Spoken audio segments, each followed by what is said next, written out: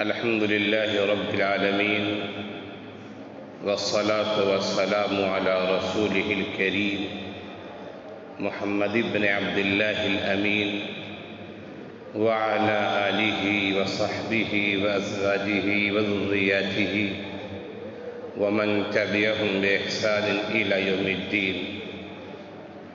أما بعد، روى سيدنا أبو هريرة رضي الله عنه عن النبي صلى الله عليه وسلم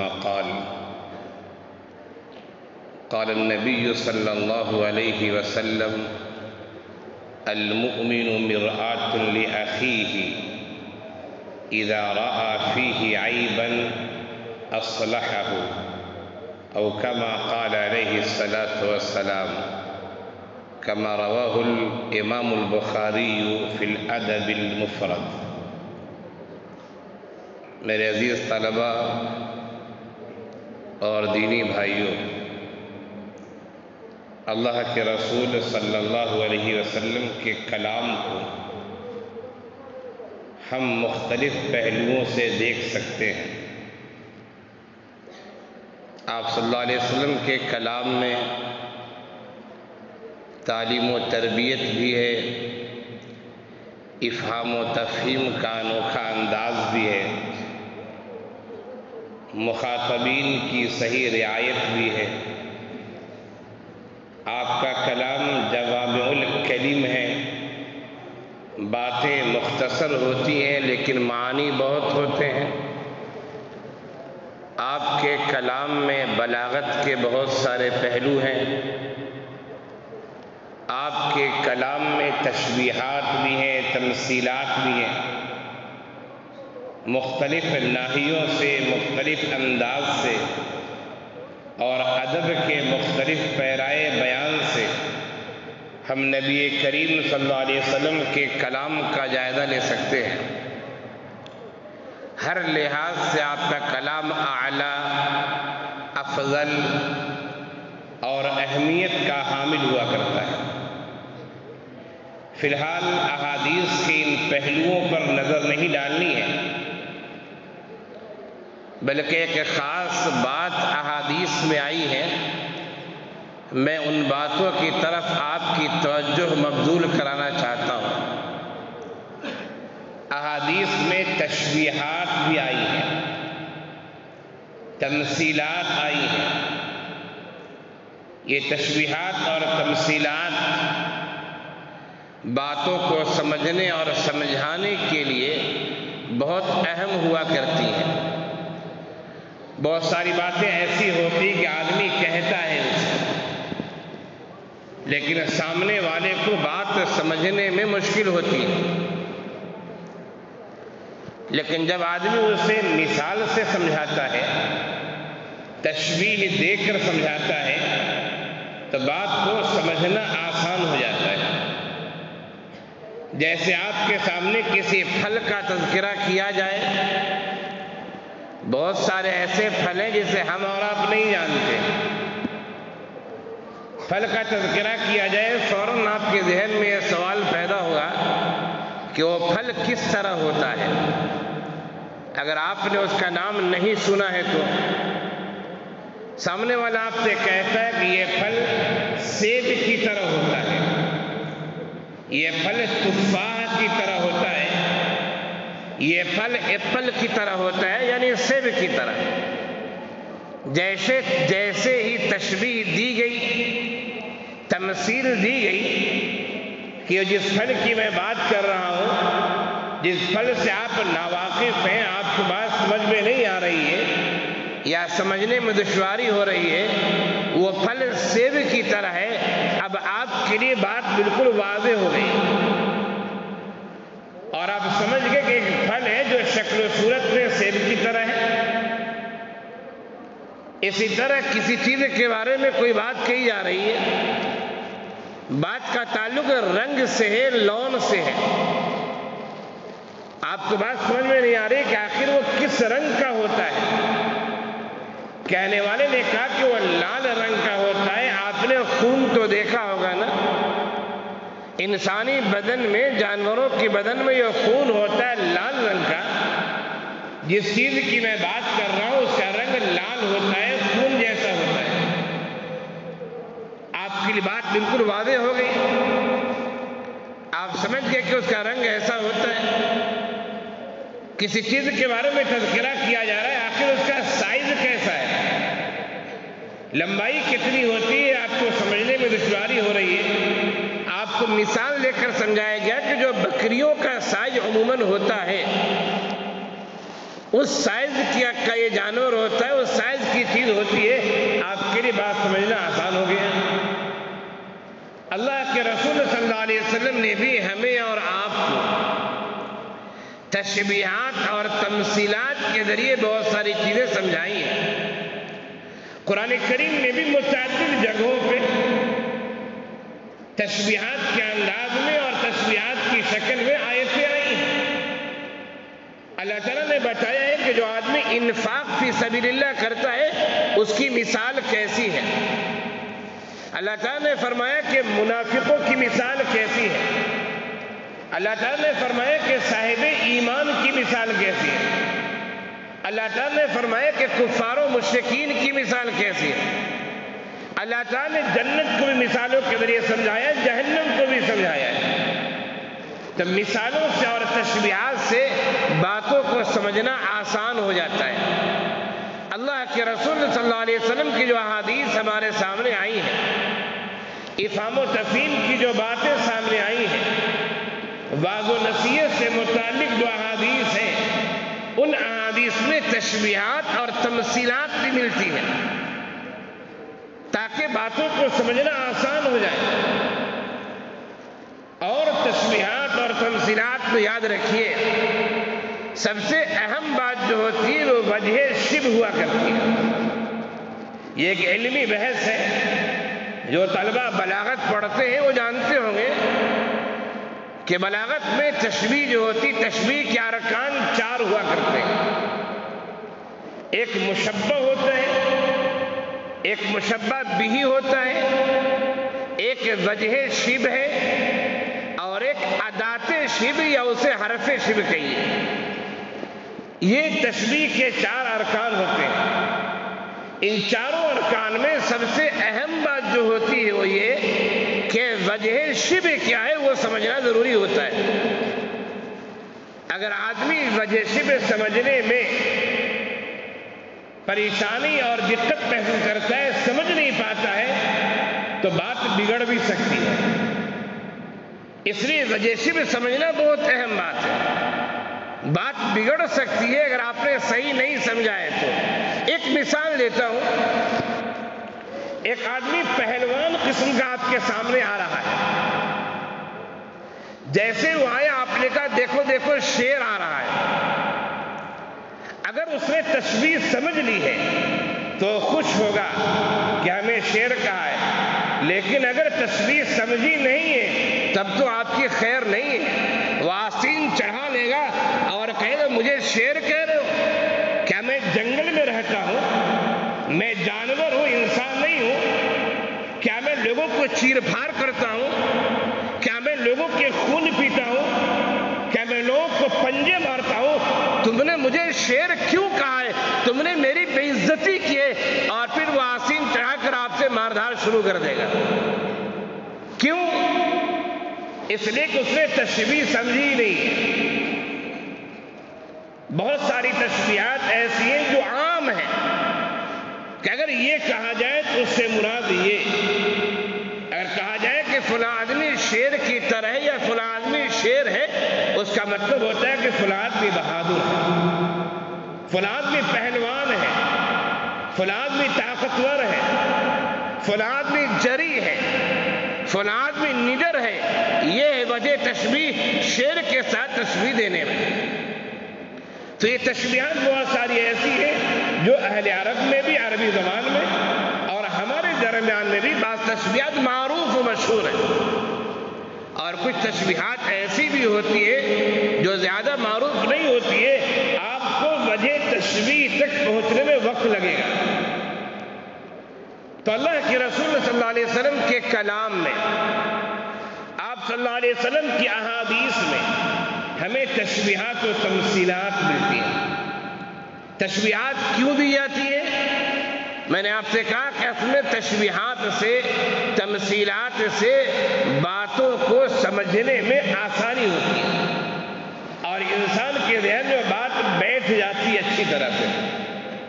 اللہ کے رسول صلی اللہ علیہ وسلم کے کلام میں سینکڑوں تشبیہات ہیں۔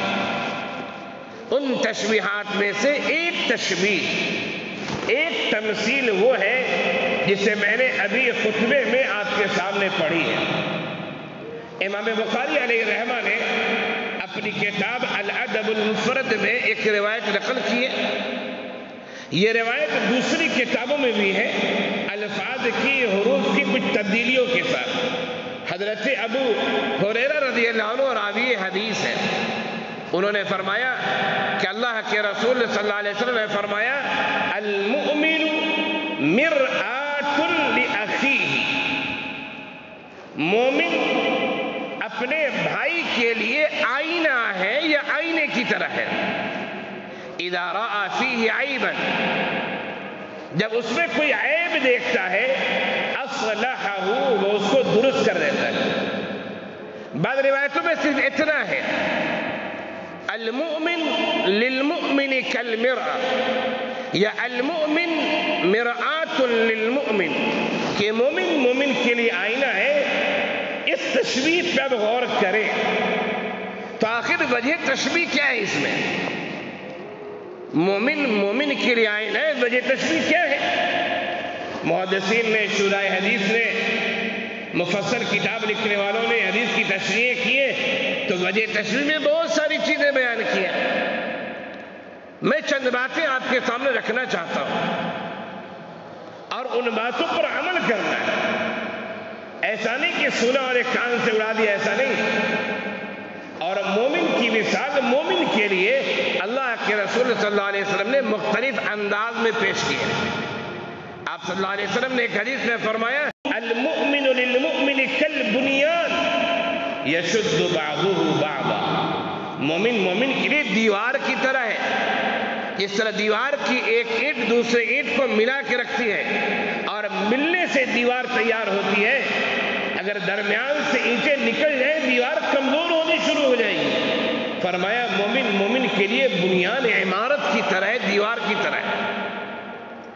کہیں فرمایا مثل المؤمنین فی توادہم وتراحمہم وتعاطفہم کمثل الجسد الواحد اذا اشتکى منہ عضو تداعى له سائر الجسد بالسہر والہمہ، کہ مومنوں کی مثال محبت میں، پیار میں، شفقت میں، ملنساری میں جسم کے اعضاء کی طرح ہے۔ جسم کے اعضاء میں سے کسی ایک عضو کو تکلیف پہنچے سارا جسم بے چین ہوتا ہے۔ آپ کے پاؤں میں کانٹا چبھتا ہے لیکن آنکھوں کو نیند نہیں آتی۔ پاؤں کا تلوا ہے، وہ بدن کا آخری حصہ ہے نیچے کے اعتبار سے، اور آپ کی آنکھیں سر کے بالکل اوپری حصے میں ہیں۔ اب بتائیے تلوا کہاں، آنکھ کہاں؟ کانٹا تلوا میں چبھائے آنکھوں کو نیند نہیں آتی، کانٹا تلوے میں چبھائے دل دھڑکتا رہتا ہے، بے چین رہتا ہے، گھبراہٹ رہتی ہے۔ اور آدمی اگر شوگر کا پیشنٹ ہو اور زیادہ شوگر ہو تو وہ اور فکر مند ہو جاتا ہے کہ پتہ نہیں کہیں پاؤں کاٹنے کی نوبت نہ آ جائے۔ تو میں یہ کہہ رہا تھا کہ مومن کی مثال مومن کے لیے اللہ کے رسول صلی اللہ علیہ وسلم نے مختلف انداز سے ہمارے سامنے پیش کی۔ تو مومن مومن کے لیے دیوار کی طرح ہے، دیوار کی ایک اینٹ دوسرے اینٹ کو سپورٹ کرتی ہے تب جا کے عمارت تیار ہوتی ہے۔ ایک مومن کو دوسرے مومن کا سپورٹ کرنا چاہیے۔ مومن مومن کے لیے محبت میں، پیار میں ایک جسم کی طرح ہے۔ جسم کے کسی عضو کو تکلیف پہنچے سارا جسم بے چین ہو جاتا ہے۔ ایک مسلمان کو تکلیف پہنچے دوسرے مسلمان کو فکر مند ہونا چاہیے۔ ایسا نہیں کہ مسلمان ممالک میں ظلم کے پہاڑ توڑے جا رہے ہیں اور دوسرے لوگ خاموش تماشائی بنے ہوئے، ایسا نہیں ہونا چاہیے۔ تو آقا صلی اللہ علیہ وسلم نے فرمایا کہ المؤمن مرآۃ لأخیہ، مومن مومن کے لیے آئینہ کی طرح ہے یا آئینہ ہے؟ آخر غور کریں اس میں وجہ شرک کیا ہے؟ مثال کس چیز میں دی گئی ہے؟ نبی نے کہا مومن بھائی کے لیے آئینے کی طرح ہے، تو ہمیں آئینے کی طرح ہونا چاہیے، نبی کے فرمان پہ عمل کرنا چاہیے۔ آپ غور کریں، جب آئینہ آپ دیکھتے ہیں، آئینہ آپ کو آپ کی اچھائی بھی بتاتا ہے اور آپ کی برائی بھی بتاتا ہے۔ اچھائی اور برائی سے مطلب یہ کہ آئینہ کے سامنے آپ کے جسم کا جو حصہ ہے اس میں جو اچھائی اور خرابی وہ بتا دے گا۔ آپ کے چہرے پر کئی داغ دھبے ہیں، آپ کے چہرے پر کئی گندگی ہے، آپ نے وضو کیا ہے، پیشانی کے حصے پہ پانی نہیں گیا ہے، آئینہ کے سامنے آتے آئینہ بتا دے گا کہ آپ نے وضو کیا ہے لیکن آپ کا یہ حصہ خشک رہ گیا ہے۔ آئینہ بتا دے گا آپ نے تولیے سے منہ پہنچائے، تولیے میں کچھ لگا ہوا تھا، وہ چیز آپ کے چہرے پر لگ گئی ہے۔ آئینہ بتائے گا کہ آپ نے کریم لگایا ہے، اس کریم کی وجہ سے آپ کے چہرے میں تھوڑی خوبصورتی آ گئی ہے۔ آئینہ بتائے گا آپ کا رنگ کالا ہے، گورا ہے، سانولا ہے۔ آئینہ آپ کے چہرے کی خوبیاں بھی بتائے گا اور آئینہ آپ کے چہرے کی خامیاں بھی بتائے گا۔ ایک مومن کو چاہیے کہ دوسرے مومن کے اندر اگر وہ خوبیاں دیکھ رہا ہے تو اس کو بتائے ماشاءاللہ بہت نمازی ہے، اللہ تعالیٰ آپ کو اور نمازی بنائے رکھے، ماشاءاللہ بہت سچے ہیں، اللہ تعالیٰ آپ کو مزید سچا بنائے اور صدیقین میں شامل فرمائے، ماشاءاللہ بہت محنتی ہے، اللہ تعالیٰ آپ کو اور محنت کی توفیق دے اور آپ انتہائی محنت کش لوگوں میں ہو جائیں اور محنت کا اچھا نتیجہ نکلے۔ اگر آپ کے اندر کوئی خرابی ہے تو بتائے، آپ کو آہستہ سے بتائے کہ آپ کے اندر یہ خرابی ہے، آپ محنت تو بہت کرتے ہیں، پڑھتے تو بہت ہیں، لیکن آپ نمازوں کی پابندی نہیں کرتے۔ آپ نماز تو بہت پڑھتے ہیں لیکن نماز کے ساتھ ساتھ فلاں برائی آپ کے اندر ہے، فلاں غلطی آپ کے اندر ہے۔ تو آئینہ آپ کو آپ کی اچھائی بھی بتائے گا اور آئینہ آپ کو آپ کی برائی بھی بتاتا ہے۔ ایک مومن دوسرے مومن کے لیے ایسا ہی ہونا چاہیے کہ اگر وہ ہمارے اندر خوبیاں ہیں تو ان خوبیوں کا وہ اظہار کرے، بتائے۔ آج کے لوگ پتہ نہیں خوبیوں کے بتانے سے ڈرتے بھی ہیں، پتہ نہیں کیا وجہ ہے۔ میں یہ کہہ رہا تھا مومن کے لیے آئینے کی طرح ہے، آئینہ آپ کی اچھائیاں بھی بتاتا ہے، آئینہ آپ کی خرابیاں برائیاں ہی بتاتا ہے۔